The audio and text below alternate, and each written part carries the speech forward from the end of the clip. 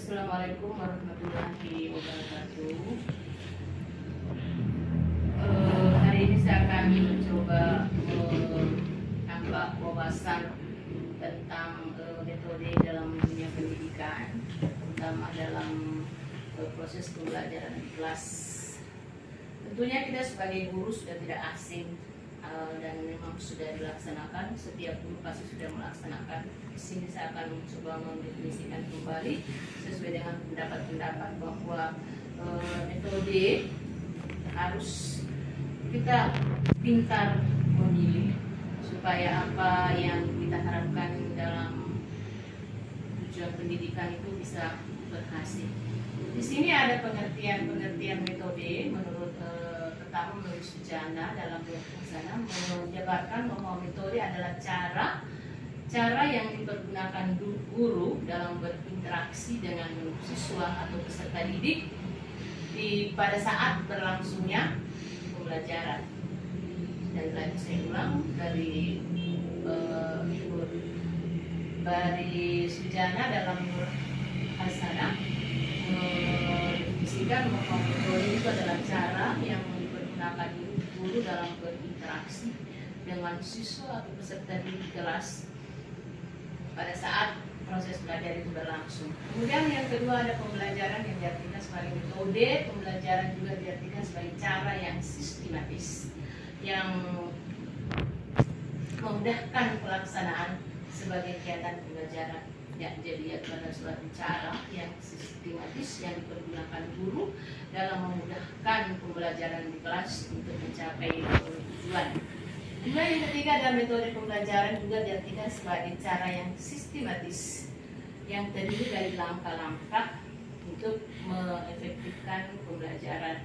Ya, di sini menitik beratkan kepada langkah-langkah yang dipergunakan oleh guru dalam menitik beratkan kepada langkah-langkah yang detail atau dalam pembelajaran. Dari ketiga definisi itu dapat diartikan bahwa metode itu sebenarnya sesungguhnya bisa disimpulkan bahwa metode itu adalah suatu cara yang sistematis yang dipergunakan oleh guru pada saat proses pembelajaran untuk mencapai tujuan tentunya ditetapkan secara efektif dan efisien. Berikutnya kita akan lihat nomor 2, pengertian metode pembelajaran atau menurut Sujana diulas kembali suatu pendekatan yang sudah tidak asing kita pernah dengar dan sering dengar tentang metode Pakem. Pakem itu adalah singkatan dari pembelajaran yang aktif, kreatif, efektif, dan tentunya efisien atau menyenangkan. Sekali lagi, menitikkan kepada pendekatan Pakem. Pakem adalah kepanjangannya pembelajaran yang aktif, kemudian kreatif, efektif, dan tentunya menyenangkan. Artinya ya semua sudah diperhatikan kepada beberapa indikator.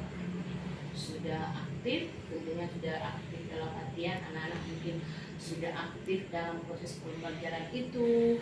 Kemudian ada kreatif, hanya dibiarkan berkreasi sesuai dengan minatnya masing-masing.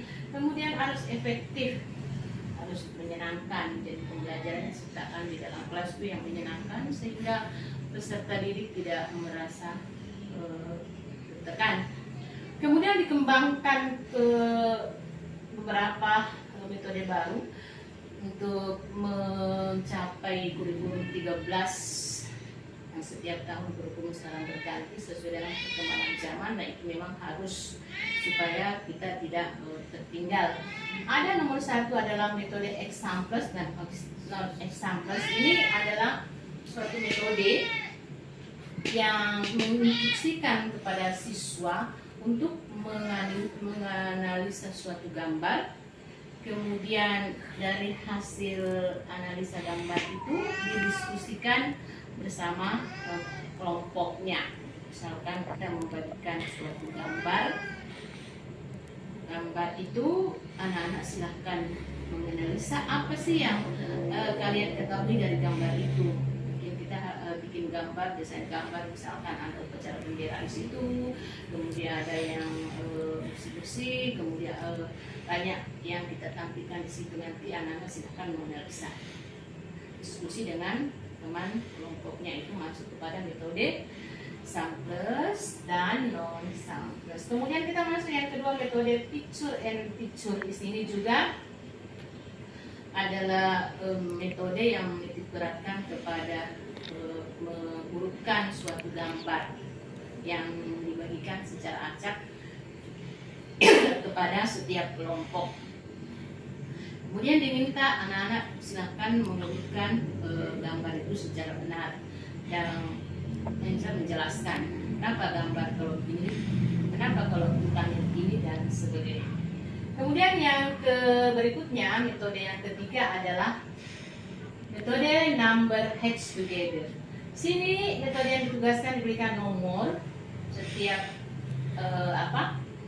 tugas diberi nomor, lalu kemudian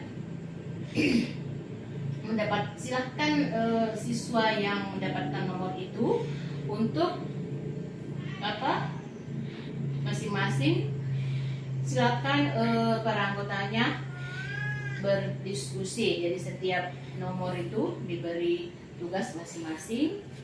Silahkan pilih nomor mana yang setiap kelompok pilih. Kemudian dari hasil pilihan kelompok itu, misalkan nomor 1 materinya tentang pencernaan.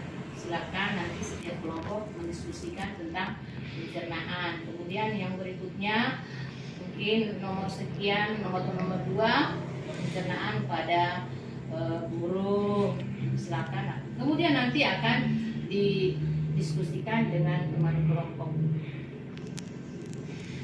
Kemudian nanti setelah berdiskusi masing-masing anggota kelompok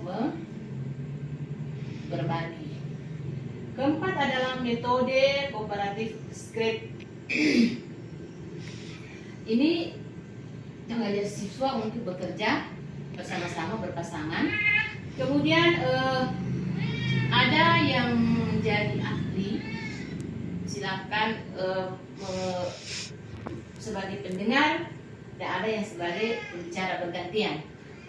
Pertama tadi silakan berbicara, yang kemudian pasangan satu silakan mendengar, dan sebaliknya ada yang mendengar, yang satunya mulai berbicara atau pembicara. Kemudian yang kelima adalah metode jigsawi, metode pembelajaran bagi siswa ke dalam beberapa masing-masing tim menjadi ahli, kemudian membahas suatu berdasarkan keahliannya. Jigsaw ini mungkin pendekatannya lebih ke bermain peran. Jadi anak-anak itu kita bagi berkelompok, boleh berindividu. Jadi silahkan anggota timnya itu membahas suatu berdasarkan keahliannya.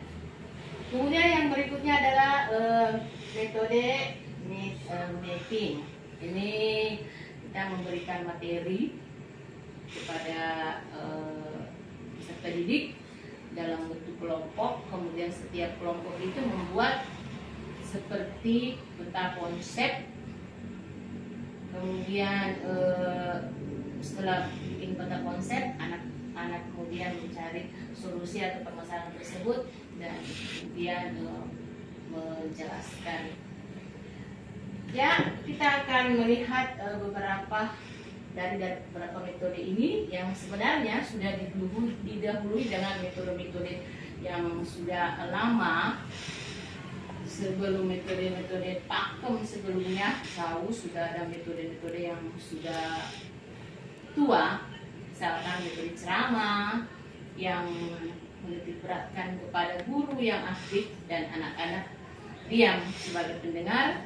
Kemudian ada metode-metode tanya jawab, interaksi antara guru dengan siswa melalui tanya jawab. Ada demonstrasi bagaimana seorang anak mendemokan suatu peristiwa atau di misalkan mendemokan bagaimana cara membuat suatu benda segitiga. Kemudian ada eksperimen. Metode-metode sebelumnya ada metode eksperimen di situ. Misalkan kalau eksperimen itu kan anak-anak silahkan mencermati atau melihat apa yang terjadi setelah misalkan kita kasih materi ke anak-anak, kita siapkan air, misalkan air bagaimana, misalkan air itu kalau diisi dengan gula lalu kita larutkan, apa yang terjadi, misalkan air itu kita isi minyak, apa tergantung dari masing-masing anak. Jadi anak diperlukan untuk mengamati perubahan-perubahan pada suatu percobaan itu termasuk kepada eksperimen. Kemudian kita akan melihat dalam pemilihan metode. Untuk memilih suatu metode ada faktor-faktor yang harus kita sebagai guru harus perhatikan. Yang pertama itu adalah tujuan pembelajaran. Tujuan pembelajaran itu sudah ada dalam buku. Kalau sekarang kita pakai buku tema, tujuan pembelajaran sudah ada di situ. Misalkan anak harus bisa menjelaskan, harus anak bisa menyebutkan, dan harus anak dapat menceritakan. Jadi harus kita sesuaikan dengan tujuan pembelajaran. Kalau tujuannya metode itu harus menunjang tujuan yang ingin dicapai dalam suatu pembelajaran. Kemudian materi pembelajaran. Materi pembelajaran itu harus juga menjadi bahan pertimbangan dalam pemilihan suatu metode. Karakter siswa. Karakter siswa kan ada yang memang dia dari fisiknya, karakternya bagaimana, kemudian sifatnya itu harus disesuaikan dengan metode yang kita buat. Karakteristik guru juga demikian harus diperhatikan karakternya guru dalam memilih suatu metode. Kemudian media pembelajaran yang kita sebagai penunjang dari metode yang kita pilih, tentunya harus kita siapkan medianya sebagai pendukung. Lingkungan kalau memilih metode harus melihat lingkungannya harus kita ambil di mana, misalkan di sekolah atau di luar sekolah. Kalau itu dilakukan di luar sekolah berarti mungkin kita pilih karya wisata.